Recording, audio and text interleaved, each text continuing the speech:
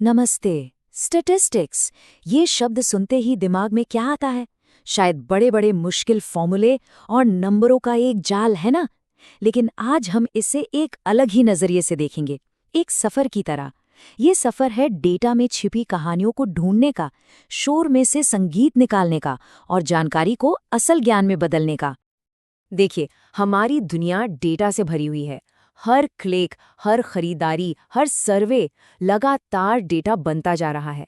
लेकिन ये कच्चा डेटा अपने आप में कुछ नहीं कहता, वो खामोश है। तो इतने बड़े डेटा के समंदर में रास्ता कौन दिखाएगा? यहीं पर स्टैटिस्टिक्स एक कंपास की तरह काम आती है, जो हमें इस विशाल सागर में सही दिशा दिखाती है। और ये जो कोट है, ये बहुत गहरी बात कहता है। ये हमें बताता है कि स्टैटिस्टिक्स सिर्फ पक्के जवाबों का खेल नहीं है। असली कला तो अनिश्चितता को संभालने में है।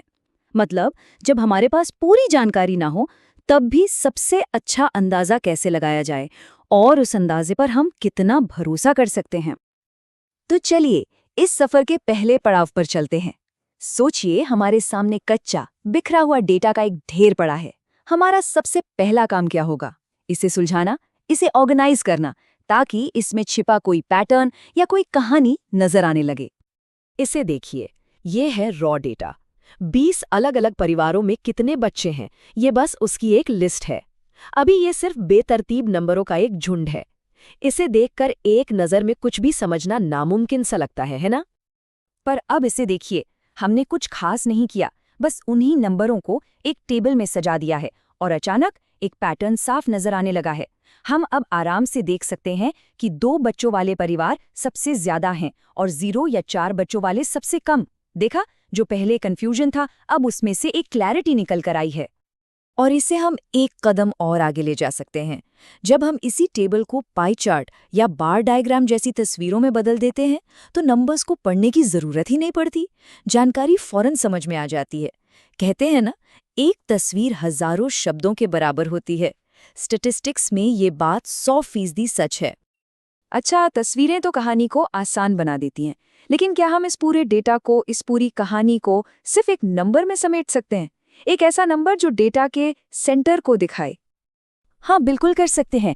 इसके लिए हमारे पास 3 मेन टूल्स हैं। पहला है मीन, यानी सिंपल एवरेज। दूसरा है मीडियन, यानी अगर सारे नंबरों को लाइन में लगा दें तो ठीक बीच वाला नंबर। और तीसरा है मोड, यानी वो नंबर जो सबसे ज्यादा बार आया हो। तीनों ही सेंटर बताते हैं, पर हर एक की कहानी थोड़ी अलग होती है। पर रुकिए, सिर्फ एवरेज जानना ही काफी नहीं है। एक उदाहरण से समझिए। मान लीजिए 2 क्लास हैं और दोनों का एवरेज रिजल्ट बिल्कुल एक जैसा है, पर एक क्लास में सबके नंबर लगभग बराबर हैं और दूसरी में कुछ के बहुत ज्यादा और कुछ के बहुत कम। एवरेज तो सेम है, पर दोनों क्लास की कहानी बिल्कुल अलग है ना? ये जो फर्क है, ये जो डेटा का फैलाव है, इसे ही डिस्पर्जन कहते हैं। तो अब आते हैं सफर के एक बहुत ही रोमांचक मोड़ पर।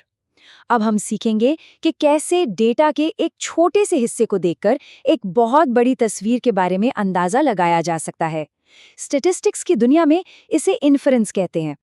समझने के लिए सोचिए, आपने एक बड़े से पतीले में सूप बनाया है। अब आपको चखना है कि नमक ठीक है या नहीं। तो क्या आप पूरा पतीला पी जाएंगे? नहीं ना, आप बस एक चम्मच टेस्ट करेंगे। ये जो एक चम्मच है, ये है सैंपल, और जो पूरा पतीला है वो है पॉपुलेशन। एक चम्मच से पूरे पतीले का अंदाजा लगाना, यही है स्टैटिस्टिक्स का जादू। लेकिन यहीं पर असली सवाल आता है, हम इतने कॉन्फिडेंट कैसे हो सकते हैं? कैसे मान लें कि जो एक चम्मच में है वही पूरे पतीले में होगा? हो सकता है नमक बस उसी चम्मच में रह गया हो। तो हमें एक ऐसा सिस्टम चाहिए जो ये बता सके कि हमारा अंदाजा सही है या बस एक तुक्का। इसे समझने का सबसे अच्छा तरीका एक कोर्टरूम ड्रामा है। एक तरफ है नल हाइपोथेसिस। इसका कहना है कि सब कुछ नॉर्मल है, कुछ नया नहीं हो रहा। ये निर्दोष जब तक दोषी साबित न हो जैसा उसूल है। दूसरी तरफ है ऑल्टरनेटिव हाइपोथेसिस। ये वो नया दावा है जिसे हम साबित करना चाहते हैं। और स्टैटिस्टिक्स का काम उस जज की तरह है जो सैंपल से मिले सबूतों को तौलता है और फिर फैसला सुनाता है। लेकिन जैसा असली अदालतों में होता है, यहाँ भी गलती की गुंजाइश है। 2 तरह की गलतियां हो सकती हैं। एक है टाइप 1 एरर, यानी जब हम एक बेगुनाह को सजा दे देते हैं। मतलब नल हाइपोथेसिस सच थी पर हमने उसे खारिज कर दिया। दूसरी है टाइप 2 एरर, यानी एक गुनहगार को छोड़ देना। मतलब नल हाइपोथेसिस झूठी थी पर हमने उसे मान लिया। चलिए अब आते हैं सफर के सबसे मजेदार पड़ाव पर। यहाँ हम अलग अलग डॉट्स को कनेक्ट करना शुरू करते हैं। हम डेटा में छिपे रिश्तों को ढूंढते हैं। क्या एक चीज के बदलने से दूसरी चीज पर कोई असर पड़ता है? क्या इनके बीच कोई कनेक्शन है? कई बार इस कनेक्शन का पहला सुराग डेटा के शेप में ही मिल जाता है। अगर डेटा का ग्राफ बिल्कुल सिमेट्रिकल है तो ठीक है, लेकिन अगर वो एक तरफ ज्यादा खिंचा हुआ या तिरछा है तो ये एक इशारा हो सकता है कि कोई और चीज उसे एक दिशा में खींच रही है। शायद यहाँ कोई रिश्ता छिपा है। तो इस रिश्ते की मजबूती को नापने के लिए हम एक टूल इस्तेमाल करते हैं जिसे कहते हैं कोरिलेशन। ये बस एक नंबर है जो बताता है कि दो चीजें कितनी मजबूती से एक दूसरे से जुड़ी हैं। क्या वो एक साथ ऊपर जाती हैं, एक साथ नीचे, या फिर एक दूसरे से उल्टा चलती हैं। जैसे ये नंबर देखिए, r = -0.74। इसका क्या मतलब है? बहुत सिंपल।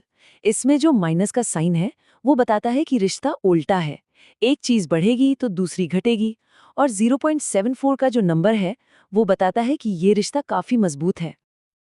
लेकिन यहाँ स्टैटिस्टिक्स का गोल्डन रूल याद रखना बहुत बहुत जरूरी है। Correlation does not imply causation. सिर्फ इसलिए कि दो चीजें एक साथ हो रही हैं इसका मतलब ये बिल्कुल नहीं है कि एक चीज दूसरी की वजह से हो रही हो सकता है कोई तीसरी ही चीज हो जो दोनों पर असर डाल रही हो, या फिर ये बस एक इत्तेफाक हो। तो अब हम पहुंच गए हैं अपने सफर की मंजिल पर। हमने डेटा को साफ किया, उसका सार निकाला, उससे अंदाजे लगाए और रिश्ते भी ढूंढ लिए। पर आखिर में इन सब का मतलब क्या है? असल दुनिया में ये सब कहाँ काम आता है? जवाब है हर जगह। स्टैटिस्टिक्स हर फील्ड की रीढ़ की हड्डी है। साइंस में नई खोज करने से लेकर सरकार को पॉलिसी बनाने में मदद करने तक, बिजनेस में ग्राहकों को समझने से लेकर इंडस्ट्री में क्वालिटी कंट्रोल तक। सीधे शब्दों में कहें तो स्टैटिस्टिक्स हमें अंधेरे में तीर चलाने से रोकता है। ये हमें सबूतों पर आधारित स्मार्ट फैसले लेने की ताकत देता है। तो आखिर में यही है स्टैटिस्टिक्स का पूरा सफर। ये बेमतलब के नंबरों को लेना और उन्हें ऐसी जानकारी में बदलना है जिसका कोई मतलब हो, और फिर उस जानकारी से ऐसी समझ पैदा करना है जिससे हम दुनिया को बेहतर ढंग से देख पाए। तो ये पूरी चर्चा हमें एक आखिरी लेकिन सबसे जरूरी सवाल पर लाकर खड़ा करती है। डेटा हमसे बात कर रहा है, वो हमें हजारों कहानियां सुना रहा है। सवाल ये है कि क्या हम उसे सही से सुन रहे हैं? स्टैटिस्टिक्स हमें सुनने के लिए बेहतरीन टूल तो दे सकती है, पर ध्यान से और जिम्मेदारी से सुनने का काम वो हमेशा हमारा ही होगा।